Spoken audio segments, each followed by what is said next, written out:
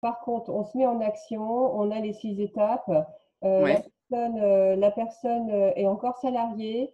Alors, on va s'ancrer dans la réalité, Margot.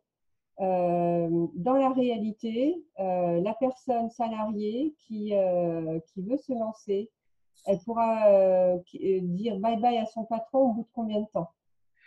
Ça dépend, mais je le vois bien, tu vois, avec mes clients. Il y en a en 3 semaines, ils font Ouais, 60. Bah oui, 3 semaines, ils font 60 000 euros, c'est plié.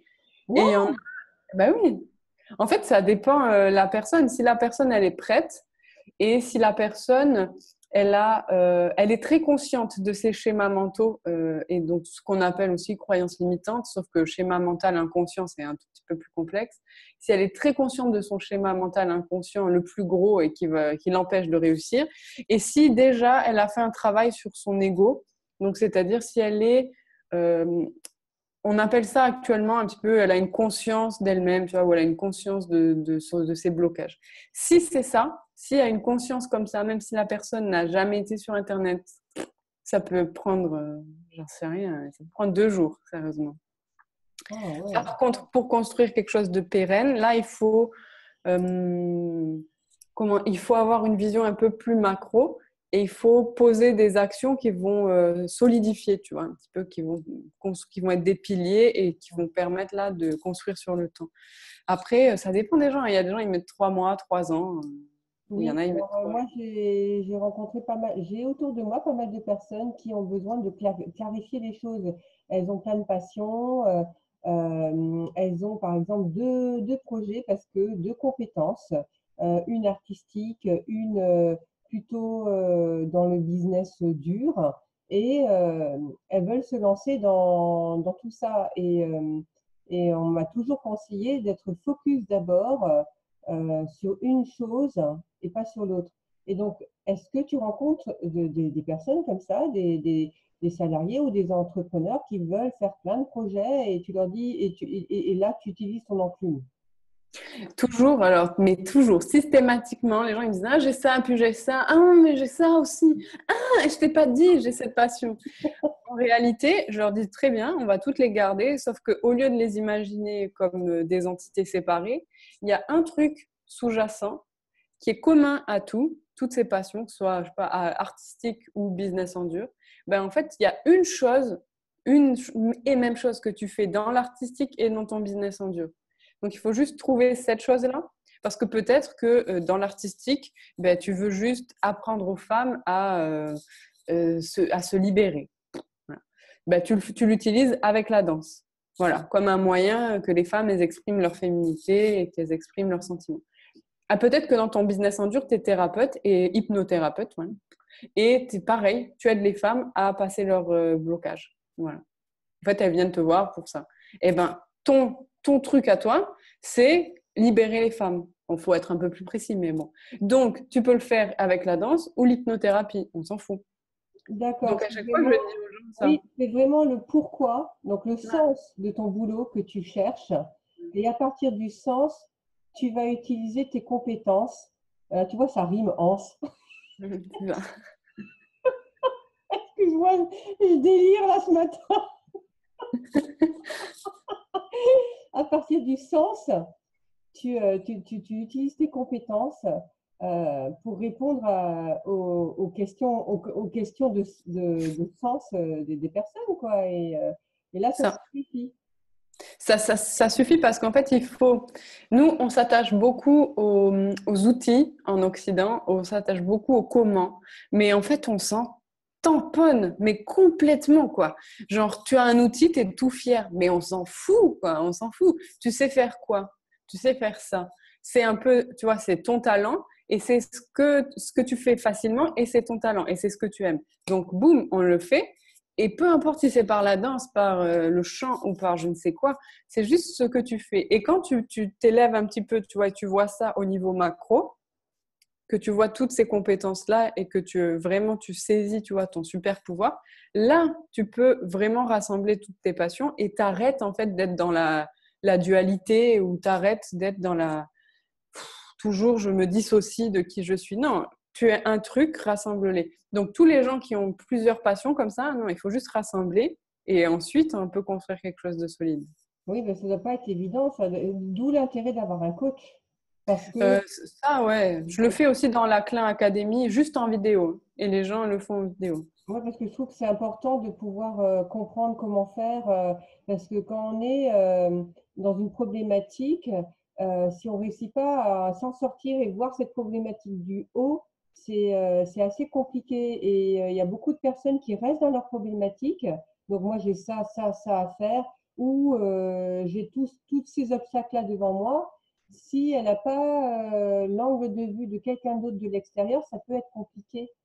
Ah, mais ça aide toujours, hein. Moi, c'est pour ça que je prends un coach. C'est parce que j'ai des schémas mentaux que moi-même, je ne peux pas voir. Sinon, on serait tous heureux si on pouvait voir nos propres schémas mentaux, nos propres blocages inconscients. Non, tu prends un coach, il devient ton miroir, il sait te faire voir tes blocages et boum, après ça enchaîne. Et ça sert à ça, un coach, hein. Donc, Ah, c'est super intéressant. Et du coup, en coaching, tu prends n'importe quel âge des personnes, les coachés qui te suivent ont quelle tranche d'âge environ? Parce que tu es jeune, alors voilà. je dirais que j'ai plus des gens après 35 ans, Hmm.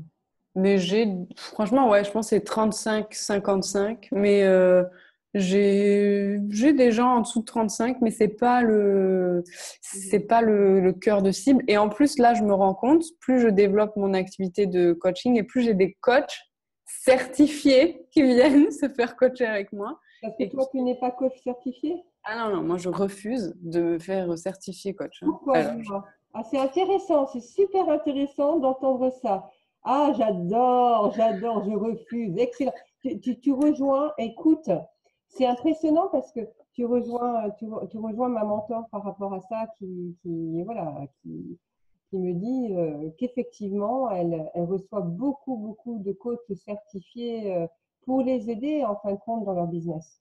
ben, c'est ça. Et moi, je les aide dans leur business, mais aussi dans leur méthode de coaching. C'est ça qui est incroyable. C'est-à-dire qu'au bout d'un moment, ils me disent, OK, alors du coup, j'aimerais coacher là, mais je me retrouve bloquée. Qu'est-ce que tu pourrais me conseiller? Est-ce qu'on peut explorer des pistes, tu vois? Donc, on explore quelques pistes. Bon, après, ils prennent ce qu'ils veulent, ils jettent ce qu'ils veulent pas.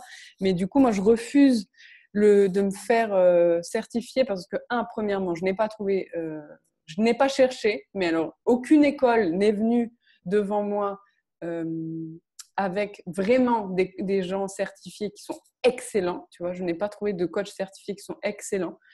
Deuxièmement, c'est très personnel parce que moi, quand tu m'apprends une méthode, je la suis.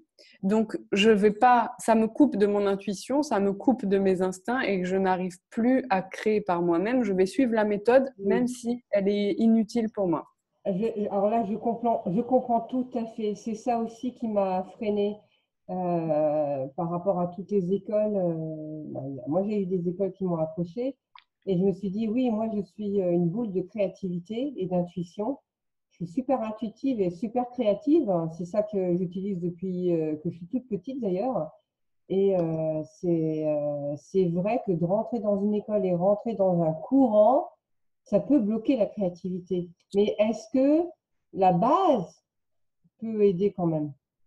Ça, je ne sais pas parce que j'y suis jamais allée. Après, j'imagine que oui, tu vois, il y a des milliers, des millions de coachs certifiés qui sont excellents. Et en fait, si c'est ta méthode d'apprentissage, de suivre une méthode, bah, il faut foncer. Et Et moi, c'est pas la mienne. pourtant, il y a des personnes qui me demandent, mais es-tu coach certifié? Et donc, quand on te pose cette question, on t'a déjà posé ce genre de questions? On m'a jamais, jamais, jamais demandé. Eh ben, par mail, il y a des personnes qui demandent, il y a besoin d'avoir cette certification, notamment en France, un pays très administratif où on a besoin de procédures, etc. Et ben, c'est quand même ancré dans la société, tu vois. Je te parle de France. Maintenant, est-ce qu'il y a forcément besoin d'être certifié pour coacher d'autres personnes? Mais je pense pas en pratique, tu vois. Donc ça, enfin, j'en suis sûre parce que je vois des millions de gens qui le font sans, pas des Oui, millions, mais des centaines oui. de gens La qui le font. différence, ça va être le bouche à oreille, le résultat sur tes coachés. C'est les coachés qui ont eu des résultats qui font le bouche à oreille. Alors C'est ça. maintenant, quel conseil tu donnerais aux personnes qui veulent sauter le pas, devenir entrepreneurs, et aussi à ceux qui sont déjà entrepreneurs? À ceux qui sont salariés, je leur dirais de commencer tout de suite et de faire des toutes petites actions. Ouais, Toutes petites, c'est exactement ce que j'ai fait, hein. Tu crées un blog, enfin, tu crées ce que tu veux, bam, bam, toute petite, et tu avances tout de suite comme ça, même si c'est imparfait, et tu perfectionnes au fur et à mesure que tu avances. Ça, c'est directement. Et pour les salariés, je leur recommande de se former directement aux techniques en ligne, parce que moi, j'ai voulu apprendre toute seule et j'ai perdu énormément de temps. J'ai tout appris toute seule et ça sert à rien. Maintenant, il y a des formations sur ça. On achète une formation en 3 semaines, on sait tout. Donc, on va gagner 1 an. Ensuite, pour ceux qui sont déjà lancés et qui veulent gagner plus, tout simplement, ou que ce soit en visibilité, en argent, en confiance, en ce qu'ils veulent, je dis toujours, je pars toujours de mon expérience, donc chacun, ça sera différent. Mais moi, ce qui m'a vraiment fait connaître et qui m'a aidé vraiment, c'est développer mon réseau et être au contact des gens en réel. ouais, Donc, même si je suis sur Internet, à Paris, j'organisais des événements gratuits, je rencontrais des gens, on était des centaines, j'ai toujours été proche des gens, toujours. Et ça n'a pas changé au fur et à mesure que j'augmente ma visibilité ou mon business. Je suis toujours aussi proche des gens. C'est juste que comme j'ai plus de gens qui me contactent, j'ai pas augmenté, tu vois, les gens que je peux voir, mais en tout cas, je suis toujours proche des gens. Là, par exemple, tu vois, en juin, j'ai invité tous mes clients de l'incubateur à venir à Malte gratuitement. Tu vois, j'organise une semaine, ils viennent gratuitement et on passe une semaine ensemble.